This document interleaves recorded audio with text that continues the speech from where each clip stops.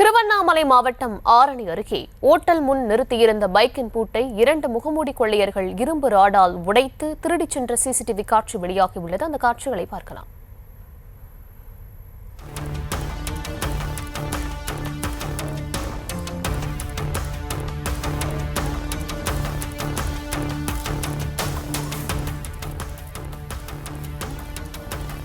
ஆரணி அருகே ஹோட்டல் முன் நிறுத்தியிருந்த பைக்கின் பூட்டை மர்ம நபர்கள் இரும்பு ராடால் உடைத்து செல்லும் காட்சிகளை நாம் திரையில் பார்த்து வருகிறோம். விவரங்களுடன் இணைகிறார் செய்தியாளர் லிங்கப்பன். லிங்கப்பன், விவரங்களை வழங்கலாம்.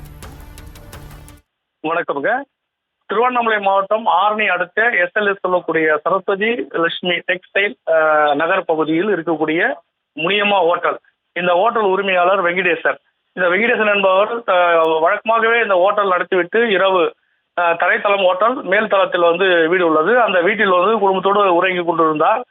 அந்த வகையிலே தனது இருசக்கர வாகனம் சாலை ஓரமாக அவருடைய கடைக்கு அருகாமையிலே நிறுத்திவிட்டு தூங்கி கொண்டிருக்கும் போது விடியற்காலம் வழக்கமாக மார்க்கெட்டுக்கு செல்வார். அப்போது 3 மணி அளவில் எழுந்து இருசக்கர வாகனத்தை பார்க்கும்போது வாகனம் காணாமல் போனது. இது குறித்து அவருடைய ஹோட்டல் நிறுவனத்தில் சிசிடிவி கேமரா ஆய்வு செய்தார். அப்போது சுமார் விடியற்காலை 3:36 மணி அளவில் இருசக்கர வாகனம் 2 மர்ம நபர்கள் முகமுடி அணிந்து இரும்பு ராடால் அந்த இருசக்கர வாகனத்தை பூட்டை உடைத்து திருடி செல்லும் காட்சியானது தற்போது வலைதளங்கள் வைரலாகி வருகிறது.